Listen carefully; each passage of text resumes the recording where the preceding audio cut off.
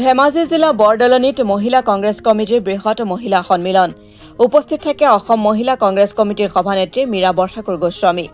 ধেমাজি জিলাত মহিলা কংগ্ৰেছ কমিটিৰ ভেটি মজবুত কৰাৰ উদ্দেশ্যে আজি বৰদলনিস্থিত বেণুধৰ হাজৰিকা প্ৰেক্ষাগৃহত ভাৰতীয় জাতীয় কংগ্ৰেছ কমিটিৰ ধেমাজি জিলাৰ উদ্যোগত আৰু বৰদলনি ব্লক মাছখোৱা ব্লক মহিলা কংগ্ৰেছ কমিটিৰ সহযোগত বৃহৎ মহিলা সন্মিলন অনুষ্ঠিত হয়।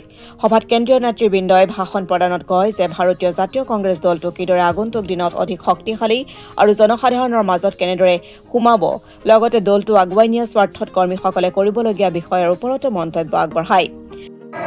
পুৰা সৰ্বাত্মক প্ৰচাৰ হ'ল, চবেই তেওঁক গৰিহণা দিয়াৰ আৰম্ভ হ'ল। সেই সিদ্ধান্ত বাতিল কৰিবৰ কাৰণে কেবিনেট কল কৰিব লাগিছিলে নে নালাগিছিল? তেওঁ ফেচবুকত আহি কৈ দিলে যে 2 বজালৈকে মদৰ দোকান খোলাৰ সিদ্ধান্তটো বাতিল কৰা হৈছে। তাৰমানে কিমান ভয়াতুৰ গম পালে?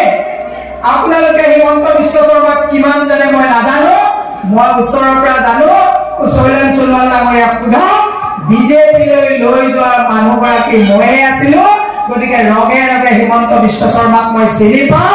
তেওঁ এজন যথেষ্ট ভয়াতুৰ মানুহ, লগত পুলিচ আছে, লগত আমাৰ টকা পইচাবোৰ আছে, প্ৰশাসন আছে, এইকেইটা দাদাগিৰি কৰে। কিন্তু মই হিমন্ত বিশ্ব শৰ্মাক মনত পেলাই দিব বিচাৰিছো, দাদাগিৰি কৰা হিটলাৰো বাচি যোৱা নাই, দাদাগিৰি কৰা ছাদ্দাম হুছেইনো বাচি যোৱা নাই, দাদাগিৰি কৰা দুৰ্যোধনো বাচি যোৱা নাই, দাদাগিৰি কৰা ৰাৱণো বাচি যোৱা নাই। কংগ্ৰেছক যদি দুৰ্বল বুলি ভাবিছা, মই কেমেৰাত দেখুৱাই দিব বিচাৰিছো, এইবিলাক মহিলাক যদি দুৰ্বল বুলি ভাবিছা, ৰং নম্বৰ লাগিব হিমন্ত বিশ্ব শৰ্মা। মই আপোনাক কৈ দিছো, অৰুণোদয় অসমৰ মহিলাই বুজি পালে যে মিঠাতেলত জেপ কাটা পইচা অৰুণোদয়লৈ যায়, মেডিচিনত জেপ কাটা পইচা অৰুণোদয়লৈ যায়, স্কুল বন্ধ কৰাৰ পইচা অৰুণোদয়লৈ যায়। অসমৰ মহিলাই তোমাৰ স্বৰূপ চিনিছে, সাৱধান সাৱধান, চাবিছত কংগ্ৰেছৰ চৰকাৰ হ'ব। উল্লেখ্য যে শাসনাধীন বিজেপি চৰকাৰ একনায়কত্বক নীতিক লৈ সৰব হোৱাৰ লগতে বাকী আৰু ফাঁকি চৰকাৰৰ নাম ধৰি ভাষণ প্ৰদান কৰে। চৰকাৰে কোৱা ধৰণে অৰুণোদয়, লাখপতি বাইদেউ, বিদ্যুৎ মাচুল কৰা, ঔষধ মূল্য কম কৰি জনসাধাৰণক সুবিধা প্ৰদান কৰিব পাৰিছেনে, এনেদৰে প্ৰশ্ন কৰে। লক্ষণীয় বিষয় যে হিমন্ত বিশ্ব শৰ্মাই কেবিনেট সিদ্ধান্ত লয় কিন্তু বাতিল কৰে ফেচবুকত। শক্তিশালী কৰিবৰ কাৰণে আমি গৈছো। মহিলাসকলে বুজি পাইছে যে এইখন চৰকাৰে অৰুণোদয় দিম বুলি অমৃত কলহৰ নামত নচুৱাইছে, অৰুণোদয়ৰ নামত নচুৱাইছে, অমৃত বৃক্ষৰ নামত নচুৱাইছে, ইফালে অত্যাৱশ্যকীয় সামগ্ৰীৰ দাম বৃদ্ধি কৰিছে, এফালে জেপ কাটিছে, এফালে প্ৰলোভন দিছে। মহিলাসকলে বুজি পাইছে, কংগ্ৰেছৰ মহিলাসকলে ৰাজনীতি কি বুজি পায়। সপোন দেখুৱাইছিলে, সপোনৰ পিছত দৌৰিছিলে, কিন্তু এতিয়া বুজি পালে এইবিলাক সপোন, ৰাতি দেখা সপোন, বাস্তৱত এই সপোনৰ কোনো উত্তৰ নাই। গতিকে হিমন্ত বিশ্ব শৰ্মাৰ চলচাতুৰিক বুজি পাইছে।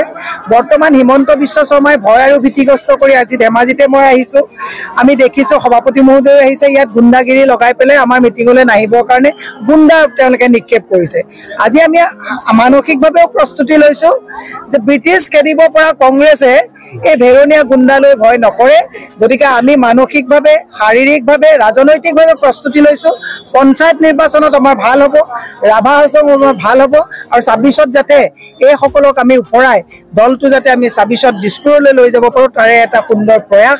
আপোনালোকে দেখিছে আমি কোনো অৰুণোদয় ফৰ্ম দিম বুলি মানুহ ইয়ালৈ অনা নাই, জিঅ' টেগৰ চাৰ্ভে কৰিম বুলি মানুহক আমি ইয়ালৈ অনা নাই। আমাৰ মানুহ স্বতঃস্ফূৰ্তভাৱে আহিছে, হিমন্ত বিশ্ব শৰ্মাৰ বাকী আৰু ফাঁকিক বুজি পাইছে।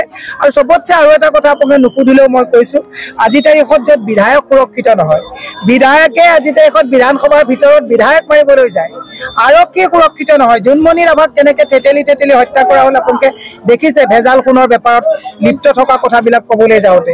আপুনি ৰকিবুল হুছেইনৰ দেহৰক্ষীক কেনেকে গুৰুলকে পিতা হৈছে। পুলিচ আজি তাৰিখত অসম পুলিচ নহয়, বিজেপি পুলিচ হৈছে। পুলিচৰ আচলতে খাকী পোছাকৰ তলত থকা পুলিচৰ যিটো আত্মা লৰি গৈছে, কিন্তু উপায় নাই। হিমন্ত বিশ্ব শৰ্মাই কয় ঐ ডিচি ঐ পুলিচ ঐ সাংবাদিক সকলোকে তেওঁ তুচ্ছতাচ্ছিল্য কৰে সকলোৱে বুজিছে আমাক পুলিচেও কৈছে যে বাইদেউ আপোনালোক লাগক উপায় নাই এজন বৰ মানে অতৃপ্ত আত্মাৰ মানুহ আমি ডিউটি কৰিছো কংগ্ৰেছ দিছপৰলে হাতটো পুলিচেও বিচাৰিছে কাৰণ পুলিচে বিজেপিৰ গুণ্ডাৰ দ্বাৰা গুৰুলা গুৰুল পুতন খোৱাটো বিচৰা নাই কালি আপুনি ভুৱন পেগু আমাৰ যিকেইজনক আজি 4 দিনৰ আগত ব্লক সভাপতি 2খন হাত ভাঙি দিয়া হৈছিলে সেই আসামীসকলক ভুৱন পেগুৱে থানাত গৈ অচিক বাধ্য কৰাইছে যে আসামীক নধৰিব নালাগে নন বেলেবল ধাৰা লগাব লাগে আৰু কি তেওঁলোকক বেলেবল ধাৰা লগাব লাগে আৰু চাহ খুৱাব লাগে ক'ৰবাত শুনিছে পুলিচৰ হাতত আজি তাৰিখত ক্ষমতা নাই অসম পুলিচ বিজেপি পুলিচলৈ পৰ্যবেক্ষিত হৈছে এই পৰিস্থিতি সকলোৱে বুজি পাইছে 26ত কংগ্ৰেছৰ চৰকাৰ হ'ব আমি ঐক্যবদ্ধভাৱে যুঁজিছো পাৰিম বুলি মোৰ এটা আশা পঞ্চায়তত একবদ্ধ হোৱাটো আমাৰ জৰুৰী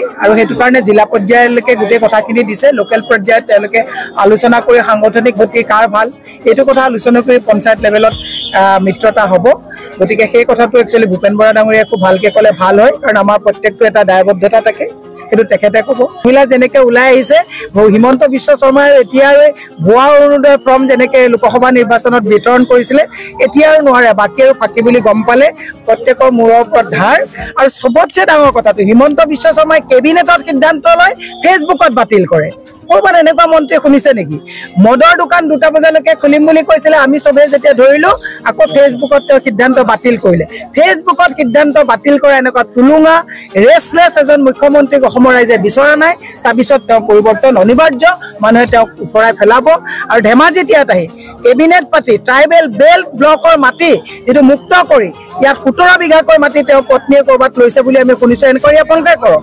গতিকে বেল্ট ব্লকৰ মাটি যে মুক্ত কৰি কেৱল বনিয়াক হস্তগত কৰিবৰ কাৰণে ইয়াত আহিছে ডিমা হাছাওত আপোনালোকে দেখিছে 1000 বিঘা মাটিৰ হস্তগত কৰা হৈছে ৰাজ্যজন মুখ্যমন্ত্ৰীৰ লগত পীযুষ হাজৰিকা জয়ন্ত মল্ল মানৱ ডেকা এনেকা কটাৰীত থাকিব শুদ্ধ সিদ্ধান্ত ল'ব পাৰিব নেকি ডক্টৰ ৰেণুজ পেগু ডাঙৰীয়া জনগোষ্ঠীৰ এজন ভাল নেতা আছিলে নি পেলাই তেওঁকো আঁঠুৰ তলত তেওঁ মানে বস কৰিবলৈ ধৰিলে তে মুখ্যমন্ত্ৰীয়ে ছুপাৰমেন বুলি ভাবিছে ছুপাৰমেন নহয় ইমান ৰেছলেছ ক'ত মাটি আছে ক'ত টেক্স লগাব গতিকে মদ খাই ঢলং পলং হ'লে তেওঁ ফাইন দিব লাগিব বুলি কোৱা চিন্তা কৰা এজন মুখ্যমন্ত্ৰী প্ৰশ্ন কাকতৰ কথা ভাবাই নাই স্কুল এফালৰ পৰা বন্ধ কৰিছে প্ৰশ্ন কাকত ফাদিল হ'লে মুখ্যমন্ত্ৰী কি আহে যায় তেওঁ ল'ৰা ছোৱালীক বাহিৰত পঢ়াব হাজাৰ হাজাৰ কোটি টকা থৈছে গতিকে প্ৰশ্ন কাকত ফাদিলেই নহয় অসমৰ গোটেই ৰাজনৈতিক সামাজিক অৰ্থনৈতিক গোটেই ব্যৱস্থাবিলাকে আজি তাৰিখত নষ্ট হৈছে গোগামুখৰ পৰা ললিত শইকীয়াৰ ৰিপৰ্ট অসম টুডে